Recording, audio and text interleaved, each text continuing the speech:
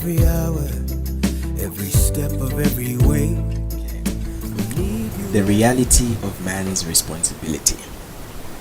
Last month or so have caused me to seriously think through what I know to be true about God's sovereignty, pronounced sovereignty if you are from my neck of the woods, and man's responsibility. The two theological ideas that we tend to think are at odds. After all, if God is sovereign over all things, then why does man need to do anything? God can get it done even if man is resistant. And if things are contingent, dependent upon the actions of man, then how can we say God is sovereign? The more you think about it, you end up in a loop similar to the question, which came first, the chicken or the egg? Interestingly enough, our answer can be found by taking a glance over at Genesis 3. When we think of Genesis chapter 3, we hardly ever think of chickens or eggs, so this should be virgin territory. Are you ready? Let's go. In the beginning, God made the heavens, the earth, and everything else. He did this over the course of 6 days, with his final creation being man, who he made in his image.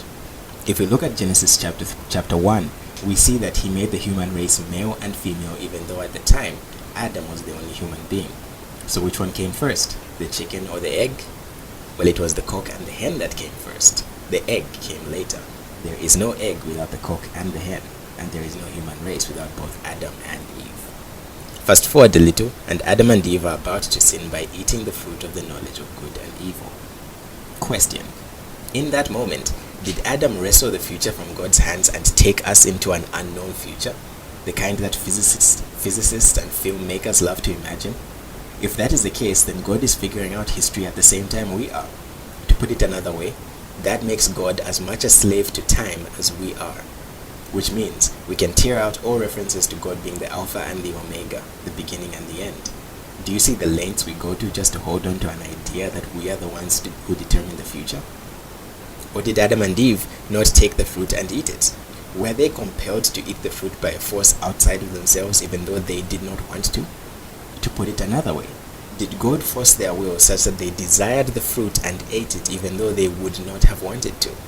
That would make us robots, wound up by God and forced to do things that we would otherwise not want to do.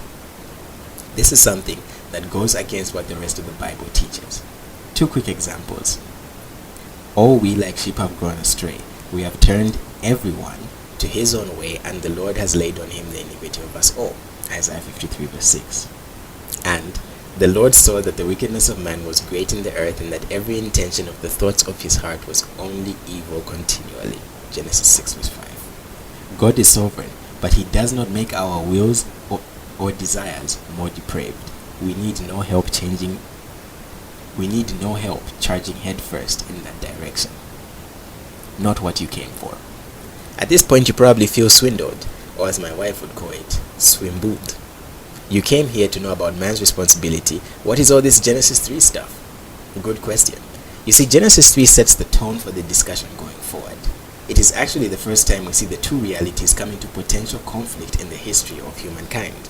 Up until this point, we have seen the two realities work together, as Adam named the animals, tended the garden, named the woman, etc. But we tend to dismiss all of these things as though they would have happened anyway. In fact, they would not have happened if both truths were not a reality. God is sovereign and ordained all those things that Adam did, but Adam was responsible to carry them out. It is in Genesis 3 that we see the potential conflict up close for the first time, and that is why we begin there. It would be difficult to answer all the questions that come up regarding this issue, but what is very difficult to refute, pretty much impossible without throwing out half our Bible, is that the two principles are shown to be a reality. God is sovereign and man is responsible. God ordains, but man cannot blame God for what has happened. Some use this as a reason to throw out their Bible, or the parts of the Bible they do not agree with. But this is a hazardous way of viewing things, because if part of the Bible is true and others false, then it is just as likely that the parts of the Bible that you don't like are the ones that are true, while the parts that you like are false. Either you take it whole, or you have a very arbitrary belief system and inevitably throw it all out anyway. So the two principles stand true. They are a reality. We may struggle to understand the how and the why questions, but we cannot dispute the answer to the what question. What do we make of them? They are true. God is sovereign and man is responsible. The Bible clearly shows them both in principle and in practice. This reality does not make God any less sovereign or man any less responsible. The question that inevitably comes next is, what are we supposed to do with that? Well, this is a question I hope to answer in a series of blogs that I have lined up for the next few weeks.